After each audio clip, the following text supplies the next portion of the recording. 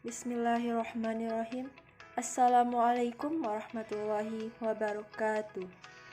Puji syukur kita ucapkan atas kehadirat Allah Subhanahu wa Ta'ala yang berkat rahmat dan karunia-Nya kita dapat mengikuti perkuliahan daring pada hari ini. Baiklah, pada presentasi mata kuliah Manajemen Hubungan Sekolah dan Masyarakat kali ini, kami dari kelompok 3 akan mempresentasikan materi tentang publik dan opini publik dalam kegiatan Humas dengan dosen pembimbing Bapak Dr. Asmendri SAG MPD. Sebelum itu, saya akan memperkenalkan anggota dari kelompok 3. Yang pertama, saya sendiri, Sinta Putri Dasman. Yang kedua, Siska Yualmi. Yang ketiga, Ulfa Afifah. Dan yang keempat, Zaki Alfarisi Febrian. Pada presentasi kali ini, kami akan membahas 4 indikator pembahasan. Yang pertama, opini publik. Kedua, proses pembentukan opini publik. 3, cara mengelola sikap. Dan keempat, publik internal dan publik eksternal.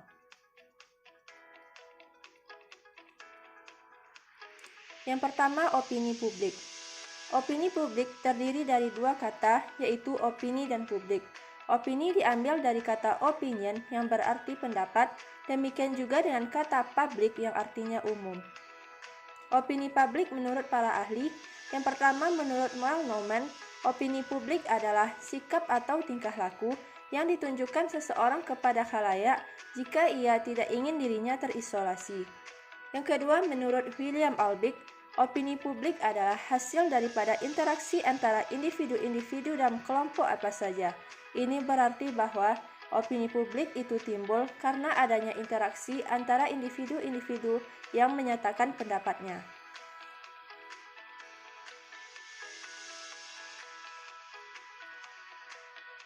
Jadi, dapat kita simpulkan bahwa opini publik adalah pendapat yang sama dan dinyatakan oleh banyak orang yang diperoleh melalui diskusi yang intensif sebagai jawaban atas pertanyaan dan permasalahan yang menyangkut umum.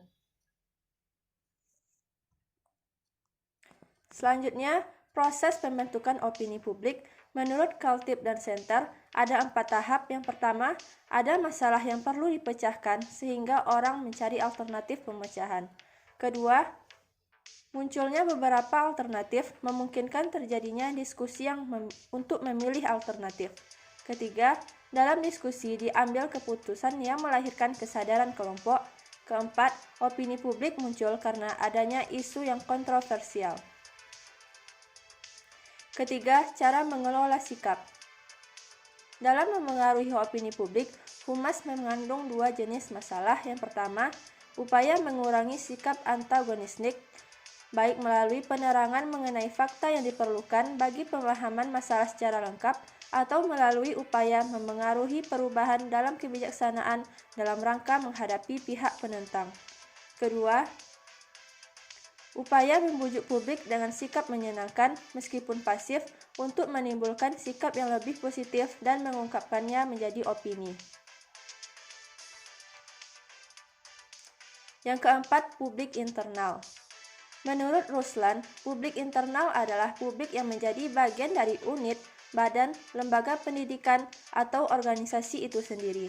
Tujuan hubungan masyarakat ke dalam pada hakikatnya untuk meningkatkan kegairahan bekerja para guru, tenaga akademik, karyawan lembaga, atau instansi yang bersangkutan.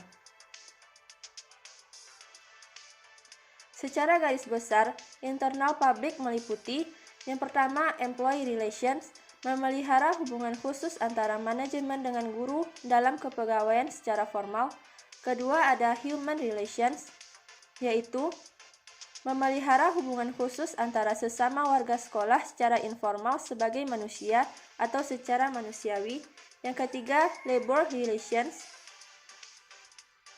yaitu memelihara hubungan antara kepala sekolah dengan komite serta turut menyelesaikan masalah-masalah yang timbul. Dan yang keempat, stakeholder relations, sesuai dengan sifat dan kebutuhan sekolah, yaitu mengadakan hubungan dengan para pemegang saham. Selanjutnya, publik eksternal, yaitu publik yang ada di luar organisasi atau instansi yang harus diberikan informasi untuk membina hubungan baik. Hubungan masyarakat keluar atau humas eksternal turut menentukan keberhasilan kegiatan hubungan masyarakat suatu badan atau lembaga.